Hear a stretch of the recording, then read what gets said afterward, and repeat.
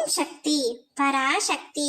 என் அன்பு தங்கமே, நீ ஆசைப்படும் நபரிடம் இருந்து இன்று ஒரு நற்செய்தி உன்னை தேடி வரப்போகின்றது. நீ விரும்பிய நபரை உன் மனதில் நினைத்து கொண்டு இப்பொழுது பிரிவினால் தவித்துக் கொண்டிருக்கின்றாய். அவரிடம் நான் ஒரு வார்த்தையாவது பேசிவிட மாட்டேனா என்ற ஏக்கத்தில் ஒவ்வொரு நாளும் அவரையே நினைத்து என்னிடம் உருகி வேண்டிக் கொள்கின்றாய். என் தங்கமே, உன்னுடைய கண்ணீரை கண்டும் நான் இத்தனை நாட்களாக மௌனமாக இருந்து கொண்டிருக்கின்றேன் என்று நினைக்கின்றாய். நான் மௌனமாக இருப்பதற்கும் சில காரணங்கள் இருக்கின்றன தங்கமே. அது இன்று உனக்கு புரியாமல் இருக்கலாம். ஆனால் நிச்சயமாக அதை நீ உணர்ந்து கவலை கொள்ளாதே.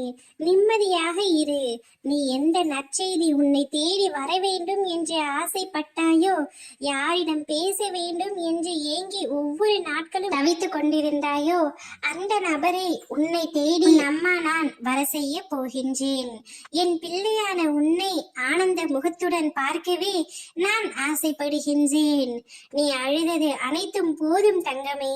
இன்றோடு உன்னுடைய கஷ்டங்கள் அனைத்தும் முடிந்து நீ சந்தோஷப்படும்படியான நிகழ்வு மட்டுமே இனி உன்னுடைய வாழ்க்கையில் அரங்கேற போகின்றது.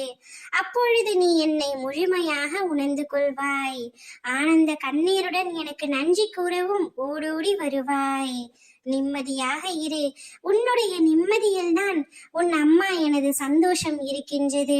நீ எந்த நபரை நினைத்து எந்த நபரிடம் பேச வேண்டும் என்று மனதார ஆசைப்பட்டாயோ, அந்த நபரை உன்னை தேடி வர செய்கின்றேன்.